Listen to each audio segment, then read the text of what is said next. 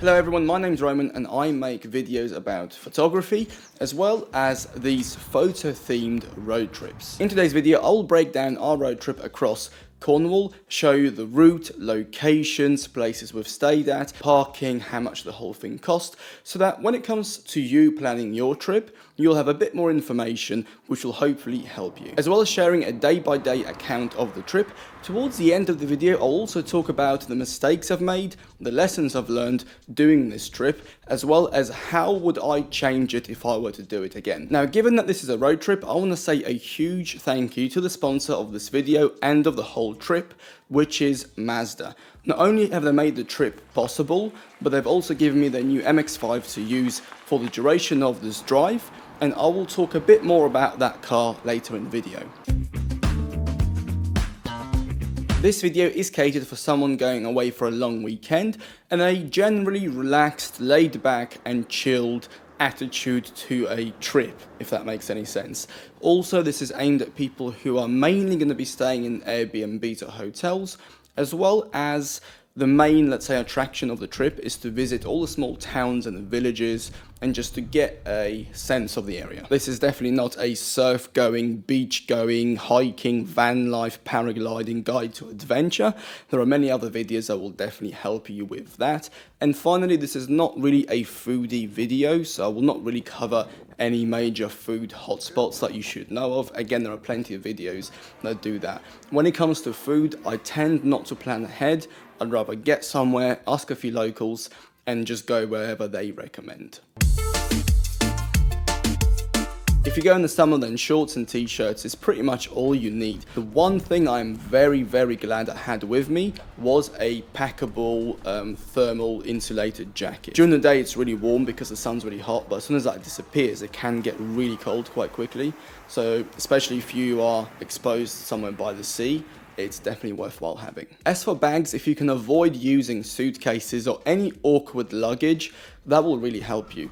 In the smaller towns, a lot of the hotels don't have car parks, so you will have to park somewhere further away and then walk. So if you have like a giant suitcase or one of those duffel bags which weighs a lot and you have to carry with one arm, it's not ideal. Personally, I love the travel backpacks which can come either in 30 litres or 40 litres. I use the Bellroy ones, but the full list of gear that I use is down in the description. As for camera gear, I had the following. So X-T4, which will be doing all my photos and all my videos. I then had a general purpose zoom, which for me is a 16-55. In full frame terms, you're looking at 24-70. Some people say it's a boring focal length, but it's not. It's a very useful focal length. And to be honest with you, that lens did 90% of the photos and videos on this trip. Because I stayed within the smaller towns and villages mostly, I didn't need anything ultra wide or ultra telephoto. I did bring a telephoto lens with me, which was the 50-140, so that's 70-200, and that was mainly used for a few of the boat trips and a couple of little bits here and there which popped up randomly. I definitely didn't use that lens a lot, but I'm still glad I had it with me. The third lens that I had with me is a small 23mm prime, so that's a 35mm in full frame terms, and that was my small light walkabout lens. So if we went out for some food in the evening, rather than bringing the whole big kit with me, I can just throw that lens on, put a cross-body strap on me, have the camera just dangling to the side, and it's not getting in the way, it doesn't stick out, it just makes life a little bit easier. I then had my GoPro Hero 9 with me. Although the video quality is not ideal, it is very useful. It allowed for me to get a few cool videos from the car. Also, it was great for just getting very quick behind the scenes B-roll of me taking photos, and overall I used it a lot on the trip. I'm glad I brought it with me and I will definitely bring it for future trips. The final bit of kit was quite new. I actually bought it specifically for this trip, and it's the DJI Mini 2 drone. I did have the DJI Air 2, however I sold it because in the UK they changed the regulation, which meant that the Air 2 you effectively couldn't use it in most scenarios unless you'd done loads of training, and even then it was just a bit of a headache.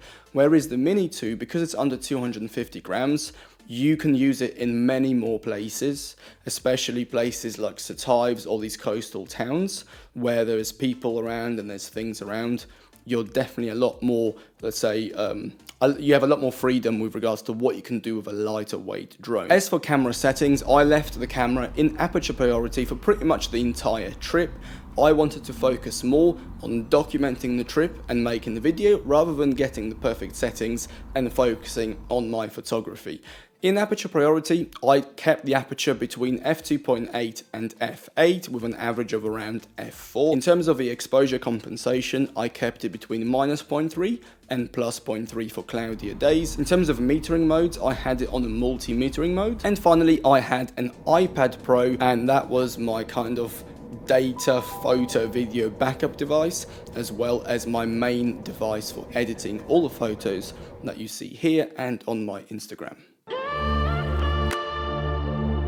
Driving around Cornwall is amazing. The roads are fantastic. You have some beautiful views. The only thing I would say is in many places they can get really narrow, especially if you're going towards a smaller fishing village. You might have to reverse, and you definitely need to be good at judging sort of the size of your car. As for fuel, I thought there were ample fuel stops. I've never had any issue with regards to worrying about running out and not having anywhere to fill up. With regards to navigation, I used Apple Maps for pretty much all of it. The only time I had problems with it is whenever I ran out of signal. But again, I had signal more often than not, so I've never experienced that too much. But I always recommend for road trips to have a second app which allows full offline navigation. I use maps.me, and you can literally save an entire country down to each postcode on your phone. There are plenty of car parks pretty much in every single town, village or major hotspot with regards to beach or tourist attraction. They take coins, however the best way to pay for them is using apps. Every single car park that we've gone to accepted some kind of an app. Ringo, Pay by Phone, Just Park were like the main ones. So my advice is download all the main car parking apps. So subscribe to them, like set up your account so that when you do get there, you can just quickly use Apple Pay or Android Pay, takes 2 seconds and you're done. Another thing to remember is a few of the car parks, especially towards the tourist spots, have parking limits. So for example, a couple of times I've been caught out where I paid for 3 hours and I tried to extend it on my phone and it wouldn't let me extend it because it says like the maximum here is 3 hours, you can't go over that. So just keep that in mind because that can definitely catch you out. Before going through the detailed costs, just keep a few things in mind. So the first one is Cornwall is a huge tourist destination anyway, so there will always be a premium on that. The second point is, given the current global climate, many Brits are not travelling abroad, so they're either going to Cornwall if they want to go to the beach, or they're going to Scotland. And what that means is there's just a lot more demand and less supply, which in turn will drive the prices up. As for the costs, and excuse me, I will read off my iPad because otherwise I'll forget. So the hotels, the 2 hotels for 4 nights, cost us £600. Activities were £170. Food was £200. Fuel was £110. Parking was £80, which meant a grand total for this weekend of £1,160 or £580 each for me and for my girlfriend. Without a doubt, this is expensive and 100% it can be done cheaper.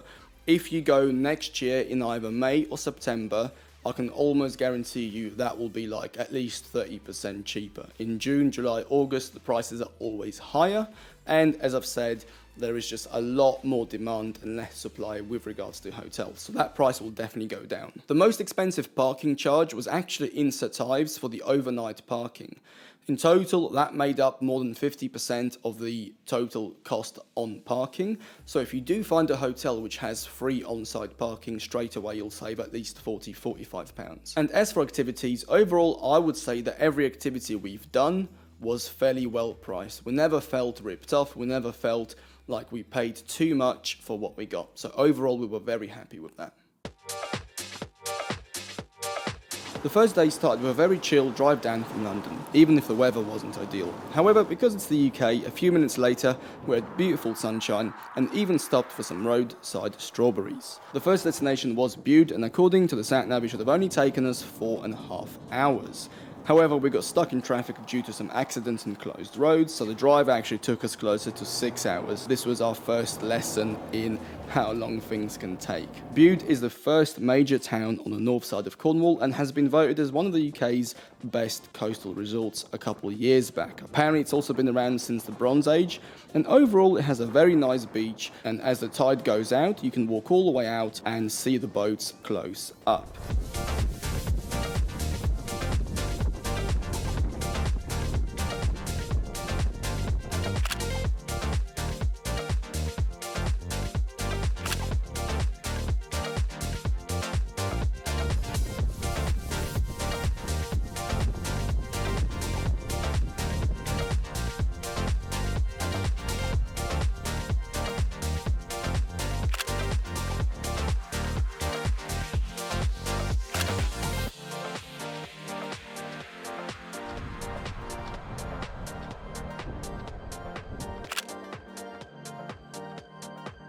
We then walked into the town centre, which took about 5 minutes, did a quick loop and decided to cut the visit short and head to the next spot. From Bude it was a very short drive to Boscastle Harbour, which I've been to before and is one of my favourite stops along the North Cornwall coast. Boscastle Harbour is a natural inlet protected by 2 stone harbour walls built in 1584 and is the only significant harbour for 20 miles. We parked in the main car park and then walked down towards the sea. Unfortunately, the shops were closed as we were a little bit late, but if you do get here earlier, definitely grab a honeycomb ice cream. Your life will never be the same after that. As you get closer to the sea, you will need to climb on top of the walls and the rocks. In the dry, this is fairly easy, just watch out for the loose rocks, but in the wet, it will definitely be very slippery, so do take extra care.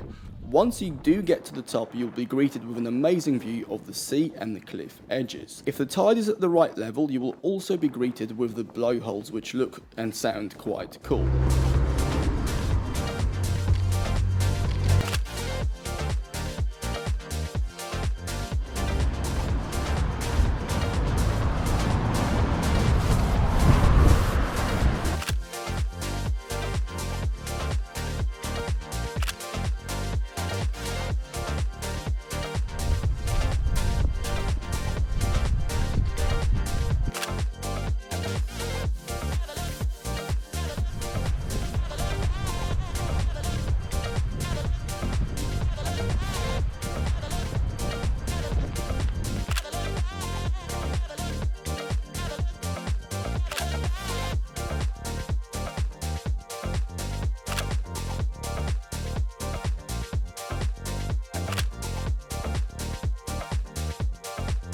After this, we walked back to the car and then proceeded to drive to the next stop. This is where my plans started to fall apart a little. The next stop was meant to be Tintagel Castle, and then a quick stop at Padstow as well. However, given the delay we've had in the traffic earlier, it was physically impossible to do them. So we just decided to instead skip Tintagel Castle entirely and head to Padstow. Padstow is known as one of Cornwall's great foodie destinations, so we decided to grab dinner at the famous Brockstein's Fish and Chips before exploring the town. This is where our plan fell apart even more. When we got to the fish and chip shop, the queue was like well over 30 minutes just to get takeaway, let alone sit inside. So by the time we've got takeaway, there was another hour gone.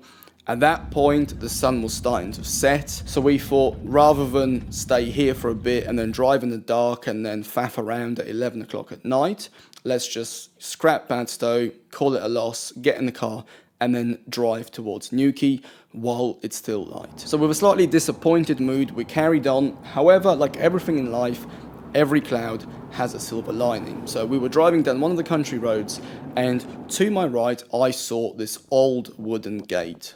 Behind the gate was a farm, behind the farm was an amazing sunset. So to get a few photos of the MX-5, I quickly reversed it into the spot, jumped out and got a bunch of photos that, to be honest with you, I was really happy with.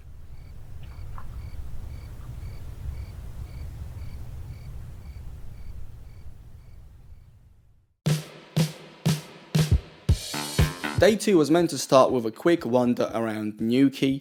However, I was reading up the night before about the Eden project, and although we already booked tickets for it, I did read that it can get extremely busy. With that in mind, we've scrapped Newquay completely and we decided to get to Eden project as early as we can. The Eden project is effectively a giant greenhouse and is split into two main parts.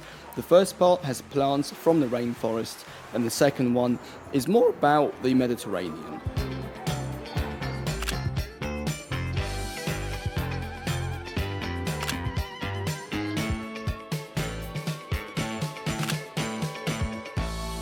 Although this is not a photography spot, nor is it everyone's cup of tea, I am really glad I went. It was so relaxing just to walk around, for a brief moment even feel like you are somewhere in the Amazon or somewhere in the south of Spain. After about an hour and a half though, we have seen everything we wanted. It was starting to get quite busy, so we decided to jump back in the car and head to our next stop. The second stop of the day was Mevagissey, and having not been there or really researched it that much, we were so happy and pleasantly surprised that we stopped off here. Mevagissey is a small fishing village with a history dating back hundreds of years. It's also a busy and active fishing hub with over 60 registered fishing boats that also offer trips along the coast. This was exactly what we done as soon as we got into town. There was one boat available ready to go, so we decided to just jump on it and see where it takes us. The trip was under £10, and for 30 minutes of cruising around, it was definitely well worth it.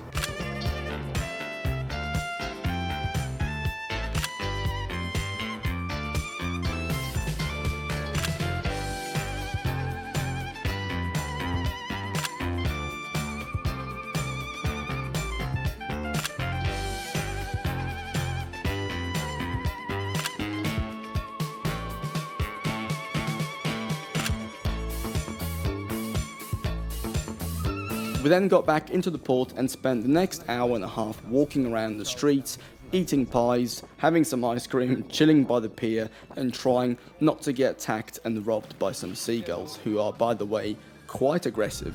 From then on, we jumped back in the car and headed towards Charlestown. Charlestown does not date back as long as some of the previous places, and was mainly known for vessels that carried china clay. However, the vessels soon outgrew the size of the port and had to go elsewhere. The harbour was then bought by a sailing company who hired their boats as TV and movie sets. This place was very small and much smaller than Mevagissey. As a matter of fact, 30 minutes to an hour is more than enough if you just want to wander around and have a look around. We walked down to the harbour, onto the beach for a bit, had some ice cream, and then headed back to the car.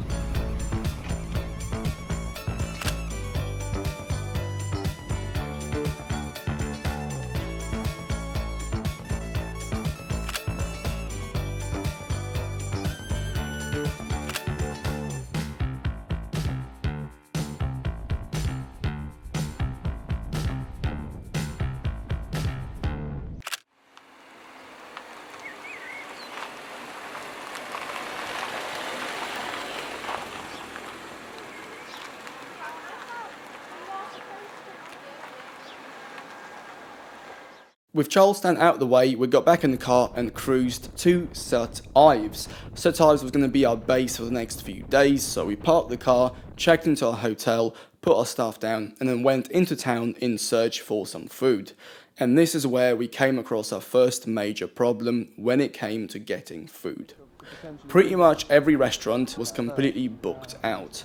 There were no spaces anywhere. We walked up and down the main bit and we couldn't find anything at all. So we circled around a few times, we couldn't find anything, and as we were walking past one of the busiest places, it was a fish and chip shop, it was the Harbour Fish and Chip Shop. They actually had a cancellation. We basically got that table and we got very lucky. The fish and chips was very good, and after that we headed back to the hotel, which actually had some books that you can take and read, and then just chilled and went to bed. We didn't actually take those books, you had to give them back afterwards, but it's a nice touch. So as you know, this video and this whole trip is sponsored by Mazda. Not only have they made the whole thing possible, they also gave me their latest MX-5 to use for the duration of this trip. And now that I've done around 1,000 miles in the car, I can tell you some initial thoughts and impressions of what the car is like to use for this type of activity. Although the interior and the car is quite small, there are plenty of cubby holes inside if you know where to look. The boot is surprisingly roomy considering the size of the car, and we managed to get all of our stuff in, plus the camera gear for the whole trip, without any issues. The ride is very comfortable even though it's quite firm, and the seats, even though they're bucket seats, I also found them to be very comfortable. So overall, from a performance, driving, usability perspective, I thought this car was great. And finally, even though this is a very modern car, it did have that old school mechanical feel to it, which I personally really enjoyed. So to summarize, the car was great for this particular trip. I think it was fun to drive, it was practical, and overall I had a great time with the MX-5. One huge lesson I learned from my North Coast 500 road trip a few months ago is that if you're doing all the driving, then every 2 to 3 days of driving, you must have a day of literally not even touching a car and just chilling out and doing something completely different. If you don't do that, you will burn out.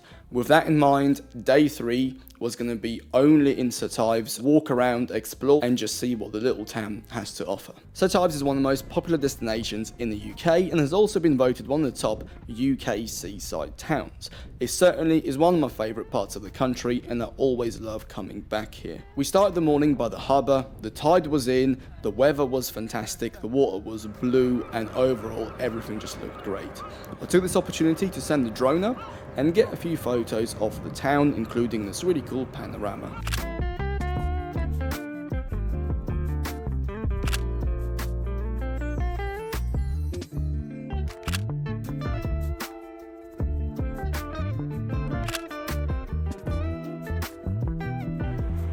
After that, it was time to do our first activity of the day, which was to take a boat to look at some seals. For this, we used a boat called the Dolly P, and the guys who were running it were a great crack. Very knowledgeable, made the whole experience so much better. I do highly recommend them. This was a 45-minute trip out to a small collection of rocks where you will always see grey seals. They did say that you can also see dolphins and even whales, sometimes even sharks, but there is no way to predict where or when that's going to happen, and it's just sheer luck. Although I learned some interesting facts about grey seals, like they can dive deeper than submarines and their milk contains 60% fat, I don't think I will win any awards for wildlife photography anytime soon. Talking of photography, this is where the telephoto zoom lens came into its own, and I was so glad I had it with me. We then cruised back to the harbour, and overall we thoroughly enjoyed the whole experience.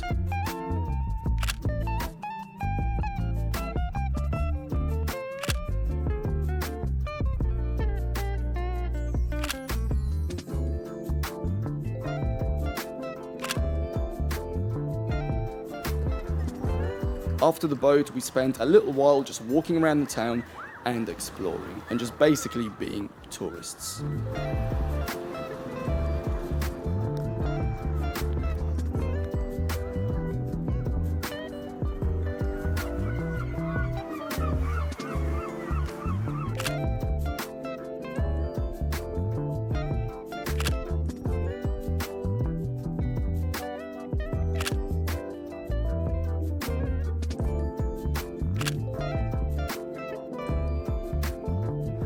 The next activity of the day was a quick train journey from St Ives to St Erth.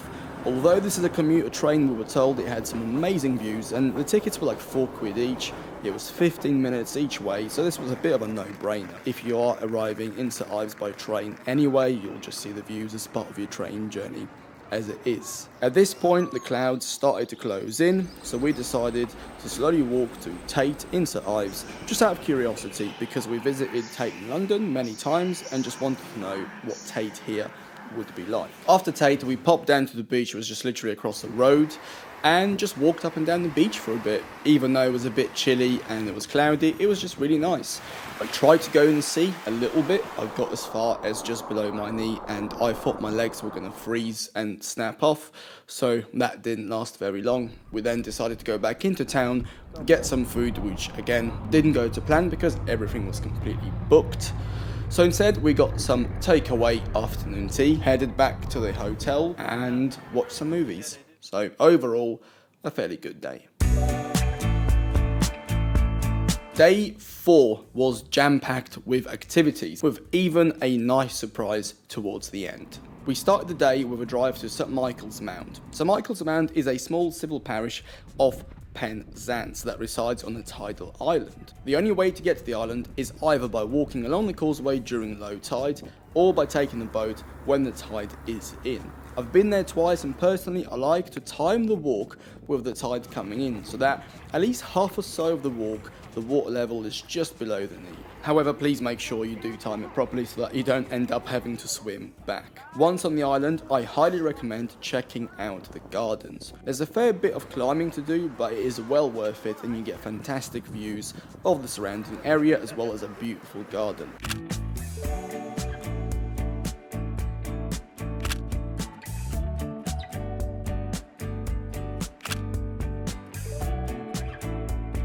After this, we drove down to a very weird place. The place is nice, but the name is strange, so it's spelled Mouse Hole. However, it's pronounced muzzle, or muzzle, don't ask. Just like the other towns, this dates back hundreds of years and is a working and thriving fishing village. In particular, I like how small the entrance to the harbour is and how the walls close the entire thing off from the ocean.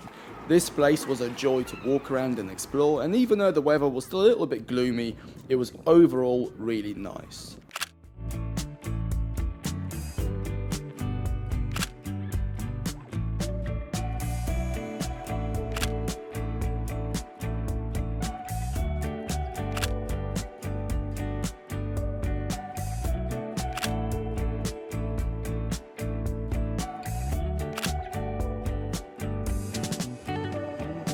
Once we finished here, had some more ice cream, we carried on to the next destination, which was the Minnock Theatre.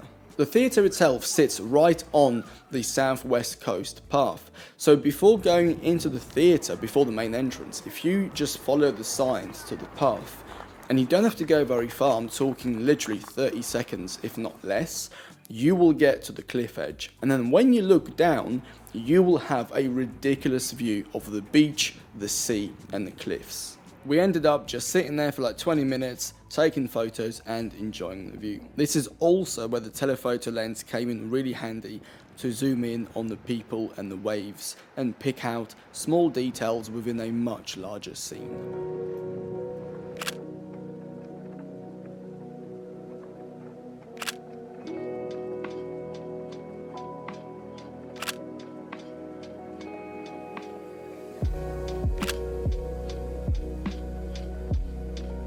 After this, we popped into the Minnock Theatre, which dates back to just after the First World War, and to this day is an active theatre. It is literally carved into the side of this cliff.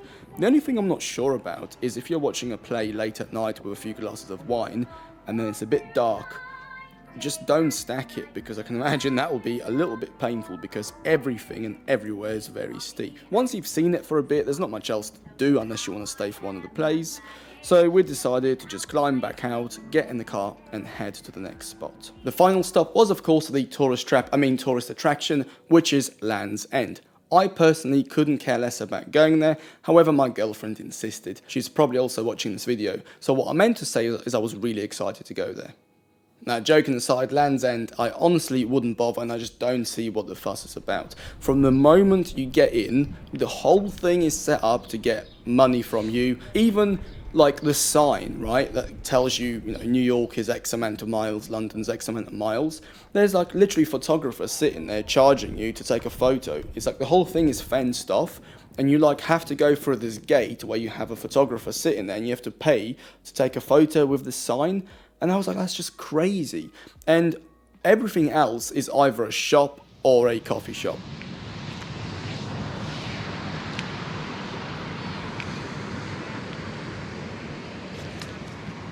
Something on my neck. Ow. Eh. Shit's flying everywhere here. Ugh.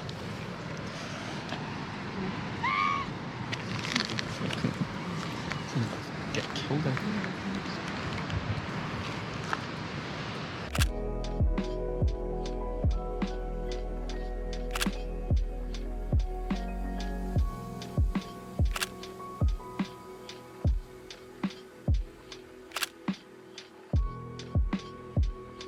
When you do get out to the cliff edge, yes, the view is very nice. You have a nice view of the sea, you have a nice view of the cliffs, but let's face it, you can have better views of that elsewhere in Cornwall without having to pay £7 to park and go through effectively what is an amusement park just to get there. Now, the one good thing about Land's End being so disappointing is that we left much earlier than we planned, so we had a lot of extra time remaining. So we thought if we quickly go back to Sir Ives, we might be able to just snag a table at a restaurant. We got to Sir Ives and negative. So we spoke to one of the locals who said that if you actually go back to where Tate is and to that beach, I forgot the name, I'll write it down here. There's a place where you can get a pizza and not many people know about it. So we got a pizza, we sat by the beach. As soon as we finished the food, right, the clouds just parted and the sun started to come through. So we stayed on the beach, and because the tide was out a little bit as well, we just walked up and down, and she was collecting shells, I was taking photos and just taking videos. And you know what, it was so relaxing, it was so chilled out, I enjoyed every second of it. And to this moment, that was my favourite part of the trip, and it only got better after that. We then climbed to the top of the hill. There's a church at the top. I am pretty sure I took my favourite photo from the entire trip, which was the church, sun coming through on one side, and my girlfriend was standing on the other side, up against all the clouds that were also getting lit by the sun. And I love that photo, it's so cool.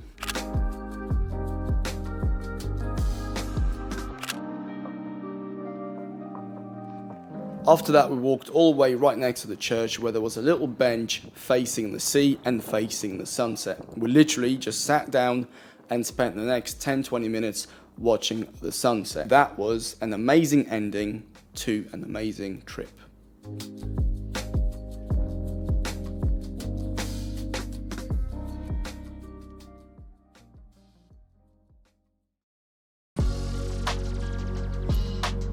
One of the main reasons I make these videos is because I want to share with you any mistakes that I've made in this trip and the lessons that I've learned from these mistakes, so that if you're planning your own trip, you can potentially avoid making them, therefore making your trip run a little bit smoother. So the first major mistake was not giving yourself enough time to get from point A to point B. In other words, looking at the sat nav and saying, right, from London to Cornwall, it's 4.5 hours, therefore I'm gonna leave just in time so that I get there for when I need to be there in 4.5 hours time. With these long journeys, anything can happen. So going forward, for the longer journeys, I will add a 1 hour buffer, and for the shorter journeys, I will add 30 minutes buffer. I would much rather get there an hour earlier and just find a coffee shop rather than rush and get stressed out over being late.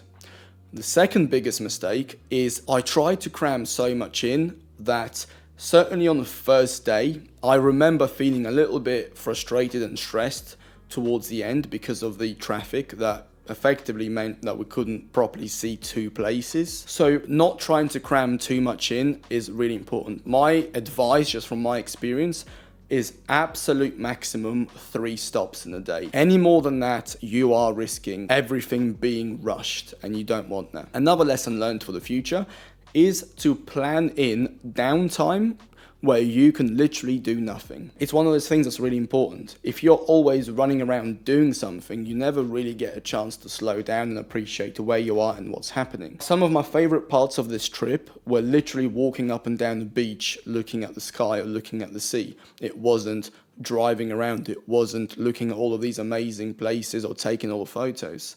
So plan in some downtime, because that will do you a world of good.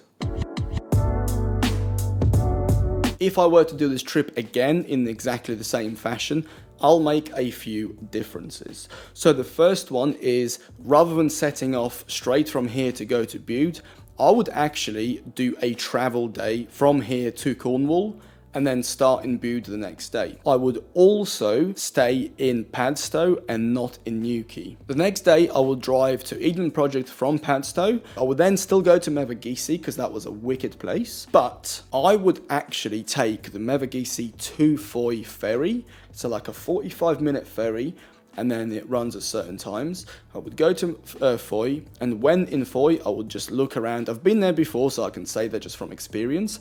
Beautiful little place. Obviously, I can't show it to you because I wasn't there this time. I would probably skip Charlestown entirely, and I would just go straight to St Ives and then just chill out in the evening. In St Ives, I would still definitely do the boat trip, and I would maybe try and find an extended one, not just for 45 minutes.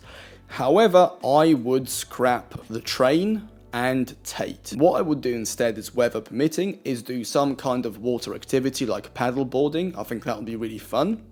And just spend the rest of the day walking around St Ives. And for the final day, I would still do St Michael's Mount, I would still do the Minnock Theatre, and I would definitely still do the Mouse Hole. But I would completely scrap Land's End. Like, unless you are like fixated on getting a photo of yourself next to the sign, I would completely scrap it. It's just not worth your effort whatsoever. Instead, what I would suggest is, when you get to the Minnock Theatre, before going to the theatre or after, if you go down to the southwest coast path where I took the photos of that beach and just follow that path along to the beach, that would be a much better way to spend your time, because at least you'll do something active, something interesting, and you'll get to chill on a pretty cool beach for a little bit of time as well. Obviously, in an ideal world for this type of trip, I would definitely recommend a longer period of time of at least a week. If you only have 2 or 3 days, I would say just pick one town and do a long weekend in that town. So, for example, pick St Ives, and just literally go to St Ives and maybe pop to a village nearby, but don't try and go all around Cornwall. So that is all. Thank you so much, if you're still watching the video, or if you watched any of the video, for your time and your attention. I hope you have found it useful. I hope you have taken some information for your own trip, or if not, at least got a little bit of inspiration to pick up your camera and go to your nearest seaside town and take some photos of some boats. As always, I am interested in your feedback. Even if I can't reply to all your comments, I do try and read every single one of them. So please write down in the comment section if there's anything that you would like me to cover for the future road trip videos, because this will definitely be a very strong and big part of the channel. I'd like to wish you a good day, and that's it. Have a good one, and speak to you soon. Bye.